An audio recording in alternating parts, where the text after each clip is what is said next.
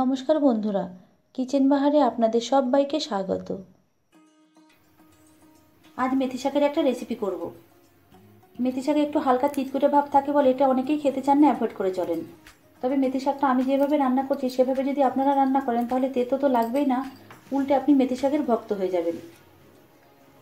রেসিপির জন্য এখানে আমি 2 আঁটি শাকের শুধু পাতাটাই নিয়েছি। রান্না শুরু করার আগে শাকটা একটু কুচিয়ে ধুয়ে নেব। শাকটা কেটে ধুয়ে নিয়েছি, এবার চলুন রান্নায় চলে যাই। এই রেসিপিতে শাক ছাড়া আর কী ব্যবহার করছি সেটা আপনাদের রান্না করতে করতে দেখিয়ে দেব। কড়াই 5 টেবিল চামচ পরিমাণ সর্ষের তেল দিয়ে দিলাম।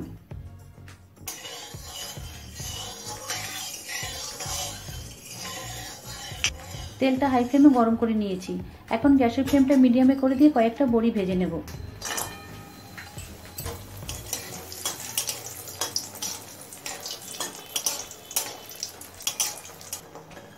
বড়িটা লাল করে ভেজে নিয়েছি, এবার বড়িটা একটা পাত্রে তুলে নিচ্ছি। এবার এই তেলে একটা শুকনো লঙ্কা মাঝখান থেকে ভেঙে দিয়ে দিলাম। হাফ চামচ দিচ্ছি কালো জিরে।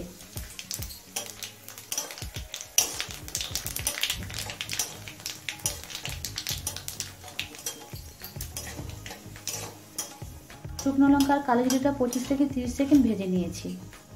এবার দিচ্ছি একটা মাঝারি সাইজের আলু। আলুটা ছোট টুকরো করে কেটে নিয়েছি।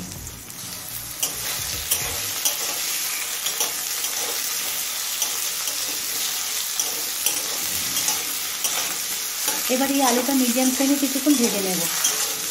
মিনিট 5-6 আলুটা ভেজে নিয়েছি, আর আলুটা দেখুন ভালোভাবে সিদ্ধ হয়ে গেছে। এখন একটা বড় সাইজের বেগুনের অর্ধেকটা টুকরো করে দিয়ে দিলাম।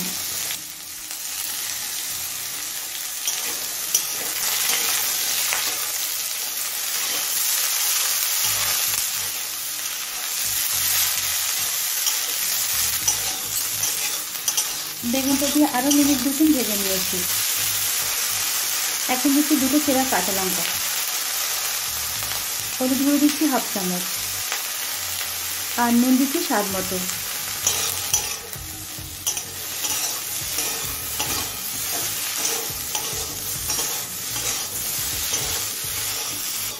এবার বেগুনটা একটু সিদ্ধ হয়ে আসা পর্যন্ত ভেজে নেব।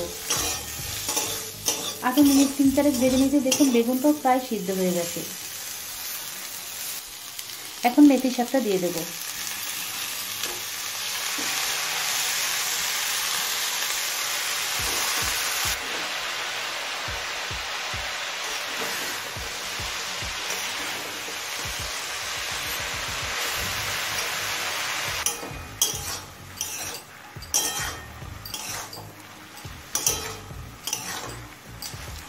শাকটা বেগুন আলুর সাথে মিশিয়ে নিয়েছি, আর দেখুন শাক থেকে অনেকটা জলও বেরিয়েছে।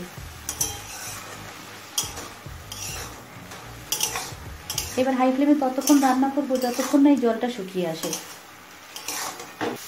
হাই ফ্লেমে 6-7 মিনিট রান্না করে নিয়েছি, আর দেখুন জলটাও সম্পূর্ণ শুকিয়ে গেছে।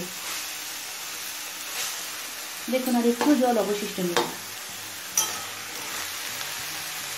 এবার বড়িগুলো হাত দিয়ে চেপে চেপে ভেঙে দিয়ে দেবো।